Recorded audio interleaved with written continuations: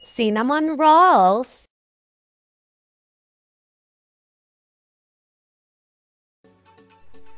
Ngayon narito yung mga sangkap natin kakailanganin para sa dough ng ating cinnamon bread. So unang-una kailangan natin ng bread flour o first class. Pwede rin kayong gumamit ng all-purpose flour. Meron din tayong tubig, margarine, pwede rin po kayong gumamit ng butter. Meron din tayong asukal, vanilla, asin, instant yeast, at powder milk. So, yan lamang po yung mga sangkap natin kakailanganin para sa dough ng ating cinnamon bread. So, ngayon, mag-start na tayo. Pagsasama-samahin natin ang ating mga sangkap. Ngayon, gagamit ako ng isang mixing bowl at gagamit ako ng stand mixer. So, pwede nyo pong masahin to gamit ang kamay. Pinakita ko naman sa inyo kung paano magmasa gamit po ang kamay. So, unang-una natin paghahaluin ay yung ating bread flour o yung first class. Pwede kayong gumamit ng all-purpose flour. Then, susunod natin yung ating milk powder, instant yeast. Haluin po natin to. Then, kapag nahalo, saka natin ilalagay yung ating mga natitirang sangkap. So, maglalagay tayo ng pinakabutas sa gitna. So, ganyan. Then, dyan natin ibubuhos yung mga natitirang sangkap.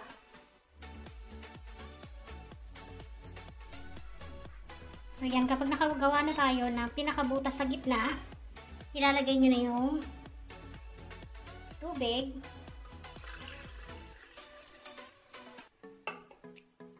Yung asukal, vanilla, asin, at haluin bago ilagay yung margarine. Siguraduhin muna natin matunaw yung ating asukal.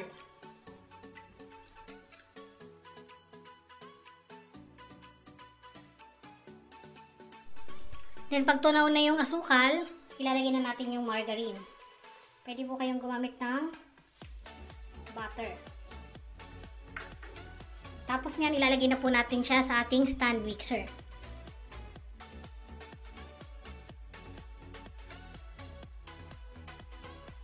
Sa paggamit po ng hand mixer, ang gagamitin yung ay hook. So, ganito po dapat. Then, imimixer po natin to ng 1, 2, 3. Speed lamang po hanggang sa mag-smooth yung ating dough. So, inuulit ko, pwede po natin tong masahin gamit ang kamay. Sa mga walang stand mixer, pwede nyo pong masahin.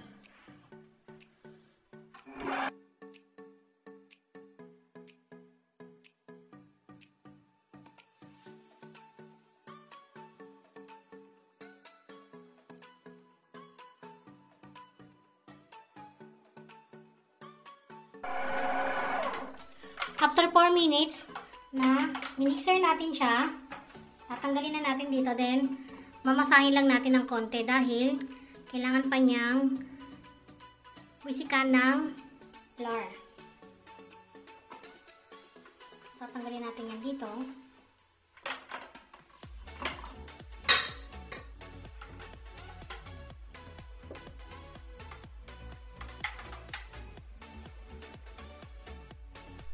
So, mamasahin lang natin ng konti itong ating ginawang dough. So, bago natin ilagay dito, malinis na po ito. Sumiskan lang natin ng konting flour. So, hindi po pare-parehas ang harina, may matakaw at may hindi po matakaw. Kaya kung katulad nito, kailangan niya pa ng wisik ng konting harina. So, mamasahin lang natin ito ng konti. Bago natin i-rest ng 30 minutes, bago natin ilagay ng palaman ng cinnamon.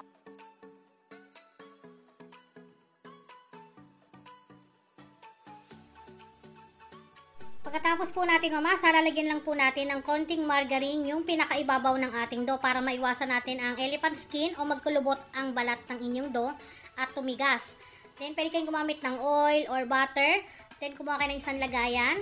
At, i-rest po natin to ng 30 minutes. Takpan nyo lang ng malinis na towel or malinis na plastic. So, balikan natin to after 30 minutes.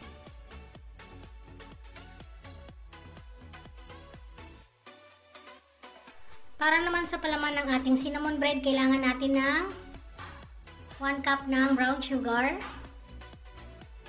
1/4 cup ng butter, at ang ating cinnamon. So, imimix lang po natin itong 2 sangkap. So, mag-start na po tayo.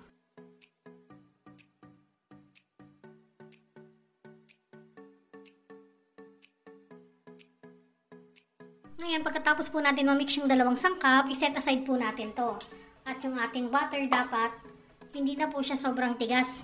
Dapat malambot na siya dahil ito ay ipambabahid natin sa ibabaw ng ating dough mamaya kapag papalamanan na natin siya.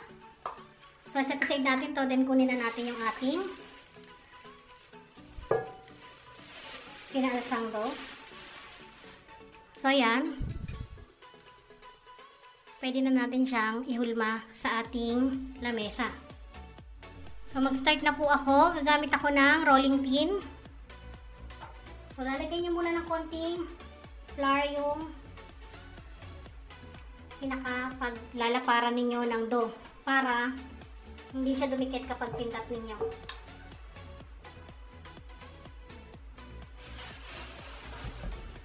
Then, tanggalin lang natin yung mga hangin sa kanyang loob.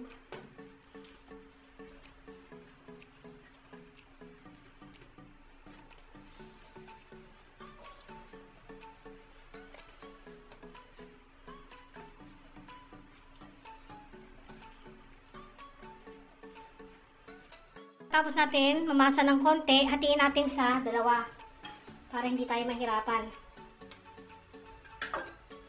Itabi lang natin yan dyan.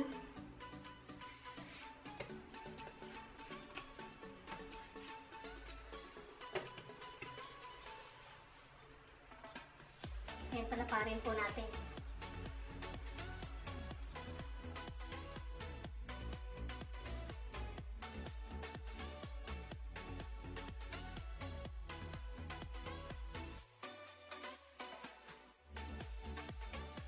Ngayon, kapag na-i-flat nyo na ng ganyan, dapat maninipis yung pinakadulo niya para pag bilog tayo, mabilis nating masasara yung mga dulo. Pwede na natin lagyan ng butter. So, dapat po yung butter ay malambot na. Lalagyan nyo lang po ng ganyan. Pero huwag yung lalagyan yung dulo kasi hindi yan didikit. Kailangan dito lang. Sa parting to. Huwag yung lalagyan yung mga yan. So, babrasan nyo lang ng ganyan. Pahiran nyo lang kasi para dumikit yung ating palaman. Yung ating cinnamon kanina na ginawa. So, babrasan nyo lang ng ganyan. Tapos, i-roll nyo po natin yan. Sa paggamit po ng butter, depende naman po yan sa inyo. Kung gaano karami yung gusto ninyo.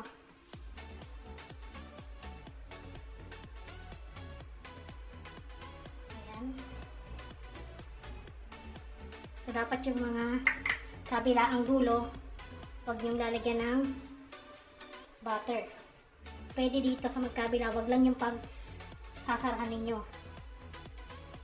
Ngayon, pag nalagyan nyo na, pwede na natin lagyan ng ating cinnamon.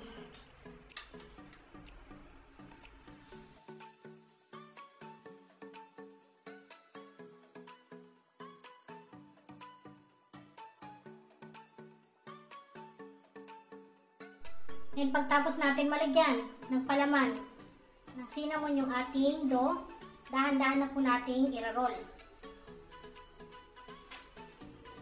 So, kuha po kayo ng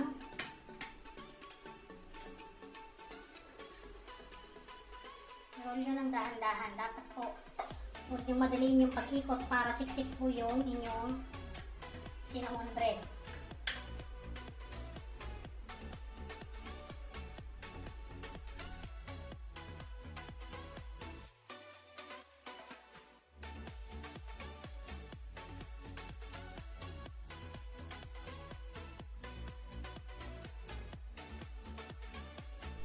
Pagkatapos ma-roll, para masigurado natin sarado yung mga dulo, pagtikitin nyo po yung pinaka dulo niyan.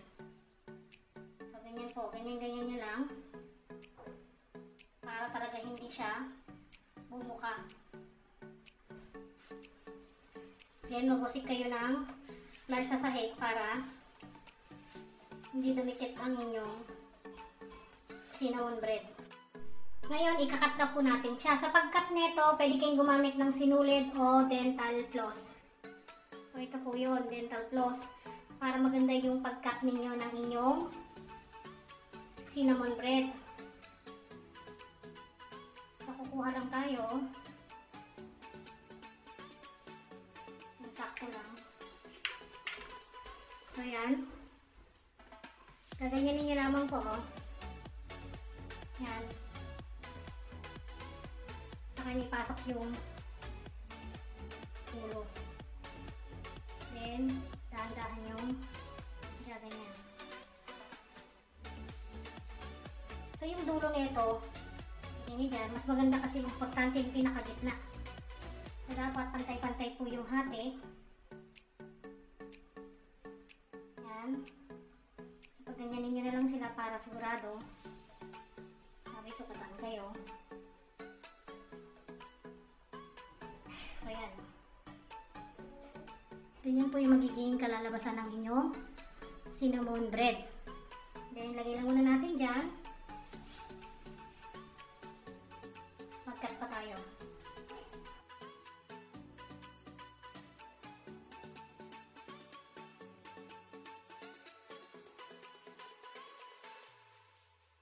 So, gagamit ako ng tray na 8x3.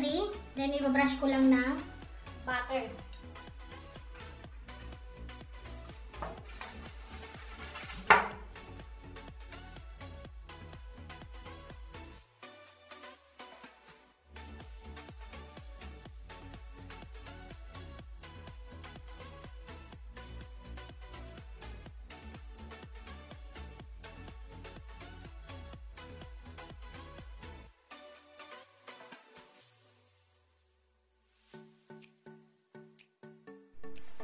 So, yan, nalagay na natin dito sa ating pan. Then, may natitira pa tayong dough kanina.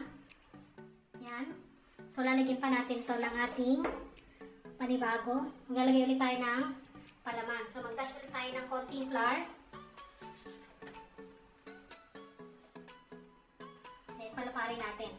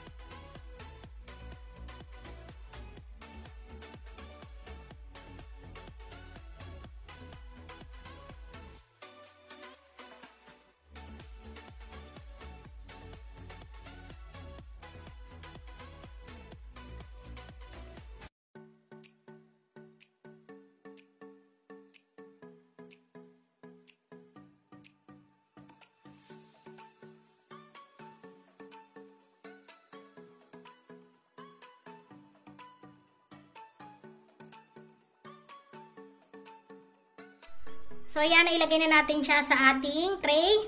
So, hihintay na lang po natin tong umalsa. So, papalsahin natin siya ng 2 to 3 hours ang ating cinnamon bread.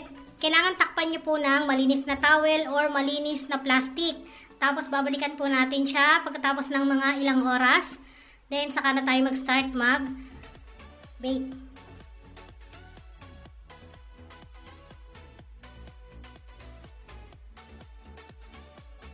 Ngayon, i-check na natin yung ating cinnamon bread after 2 hours natin siyang pinaalsa.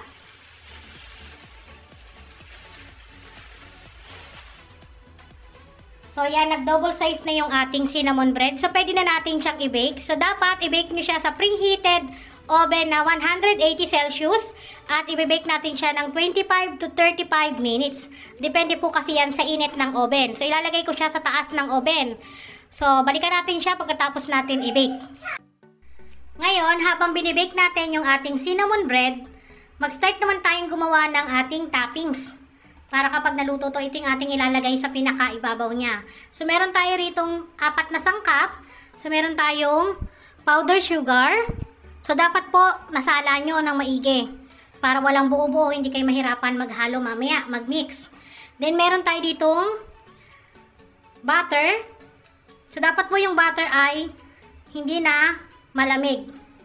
Yung malambot na siya para madali nyo na lang ma-mix. Then, meron tayong vanilla essence at evap milk. Pwede din po kayong gumamit ng fresh milk. Ngayon, dito sa evap milk o evaporada, depende po yan, tansya po yung paglagay. Kung gusto niyo ng malapot yung toppings, kung gusto niyo ng malabnaw, mag-a-adjust po kayo. So, ngayon, start na po tayo. Paghahalu-haluin natin yung ating mga sangkap. So, una nating ilalagay ay yung ating butter. Pwede po kayong gumamit ng hand mixer o stand mixer. Pero kung wala, gaya ko, hindi ako gagamit niyan. So, gagamit lang ako ng pang wire whisk.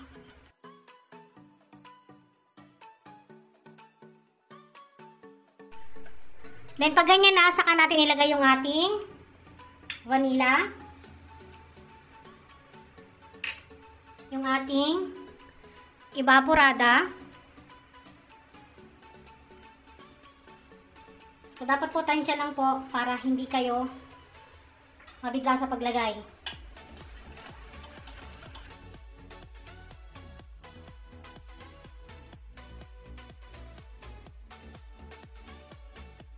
Then, ang panghuli ang ating powder sugar.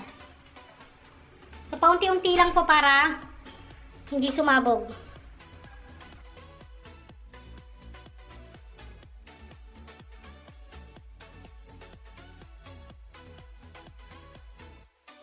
So, pag ganito kalapot, pwede na yan. Pero kung gusto niyo ng mas malabnaw, pwede kayong magdagdag ulit ng evaporada.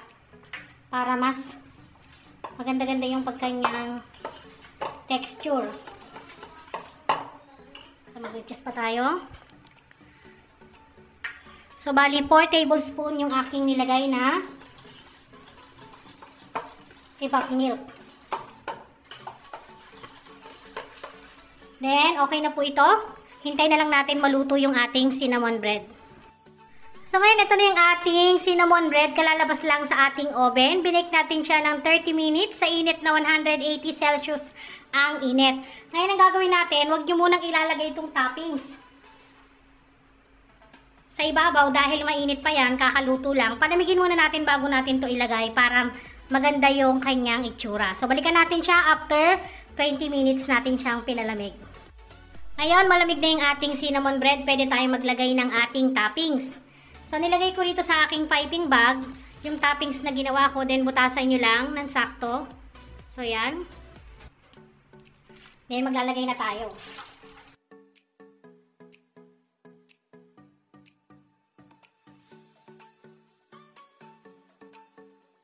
So, ito na po ang ating finished product, ang ating cinnamon bread.